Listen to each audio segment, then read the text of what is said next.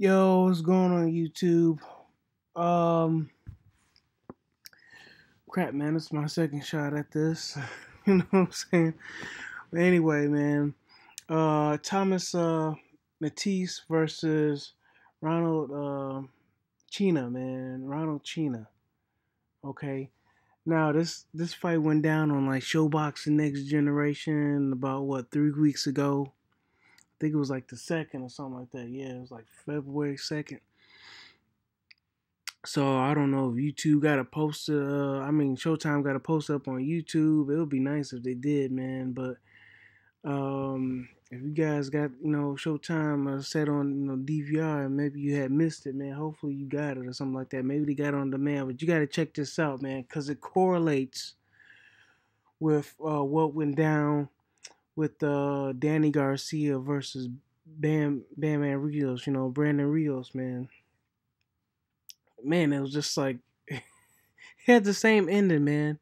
It had the same ending, you know. Um, uh, Thomas Mattice, he got the win over Ronald via TKO. You know, it's against the pressure fighter, and then you had Danny, who's man, the dude looked really bad versus Bam Rios, man. But Danny got the knockout versus Brandon Rios. So yeah, with that being said, man, it was a lot of things that were being missed in this Thomas Matisse fight, man. You just saw it, man. I don't know why the color commentators didn't see it, and just to speak up on that, man. Showtime generation guys, the commentators, they're getting like it's bad, man. It's I don't know, they starting to sound like HBO. They're not noticing like the little things um um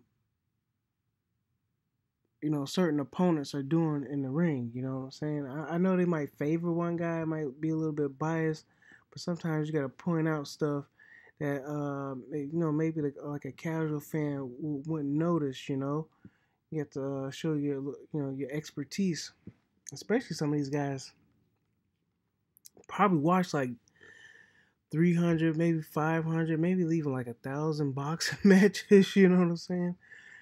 Um, whether they be like a professional boxer or a color commentator, they've been the boxing game for a long time, And so anyway, this Ronald Chinea guy is supposed to be like the pressure fighter, like same thing with Bam Rios, man. Pressure fighter, but this guy's a young guy, he's not yet 30, but he had a string of upsets going into this fight with Thomas Matisse, right? And Thomas Matisse, he's supposed to be like the favorite or whatever like that. But when that bell rang, Ronald was right on top of Matisse. And Matisse tried to try to box and get his distance and everything like that. But Ronald was like way up on top of him, high volume. I mean, this guy was at least throwing like maybe like 60, 70 punches around or whatnot. He had pretty good head movement and stuff like that. Stayed out of the way a few punches, but every now and then, man, you notice that Thomas, man, outside of him, being slick and everything like that, and sticking with his boxing, he was sneaking in some good punches.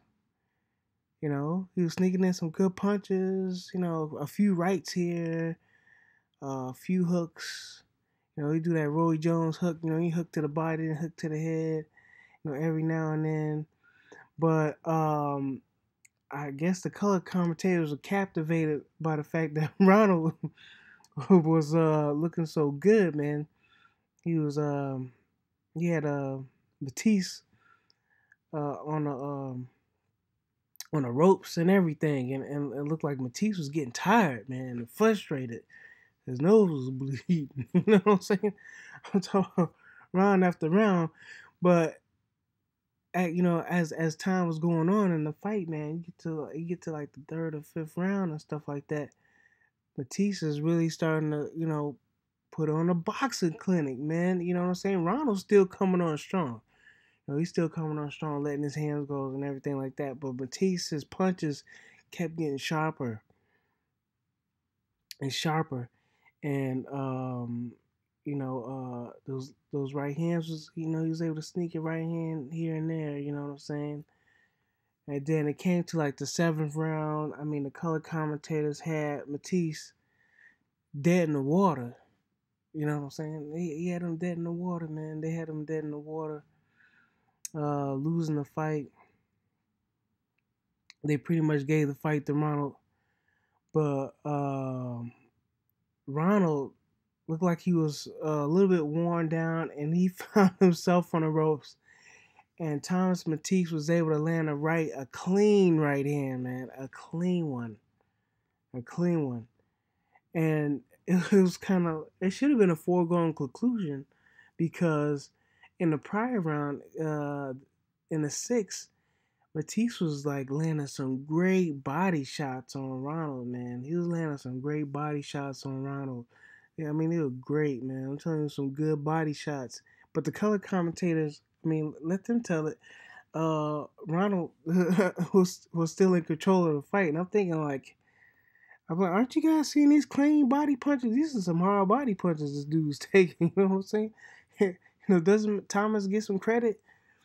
But no. Anyway, long story short, man. In the seventh, Thomas pulled a hat trick, man. He landed that straight right, and then Ronald Chinea was in trouble, man. And then Thomas, man, he did like he shoe shined the guy a little bit to open him up, threw some hooks up in there, and then what's the name let his guard down, and he finally caught him with a good hook, man. Just spin dude's head around. He fell to the ground. Great finish. But I mean, if you look at this fight and look at the Danny versus Brandon Rios fight, man, it was like the same, man. Brandon Rios, he just stayed on top of Danny, and Danny was didn't look as smooth as Thomas, but anyway, he used his footwork, you know, threw a couple of shots to the body and stuff like that. Was timing those hooks, all of a sudden he was landing that right hand, you know what I'm saying? He was landing that right, and he did what he had to do, and got the KO, man. So anyway, man, I think that's what you got to do with pressure fighters, man. You got to have great foot movement, but you can't forget to go to the body, man. You cannot forget to go to the body. You can't forget to, use that jab and whatnot. You can't forget to hold. You're going to have to be able to hold. And when you have the chance, man, you're just going to have to light them up too, man. You know what I'm saying? You get the chance to get them on the ropes or whatnot. You catch them reaching. You're going to have to find those openings, because that's the thing with these pressure fighters, man. They just overwhelm you to the point where you can't think. And you just have to just knuckle down and just pick your spots, man, and let your hands go, and tie these guys up in order to frustrate them every now and then. Other than that, yeah, man, good foot movement and everything. You know what I'm saying? The stars have to be aligned, because I mean that's how these guys beat these pressure fighters, man. I mean that's how you beat them, dude. You got to dance, but at the same time, you got to go to their bodies. You got to go to their bodies, land like the sharpest, straightest, cleanest punches that you can. And sometimes you got to hold on for dear life, man. And hopefully you can turn the tide.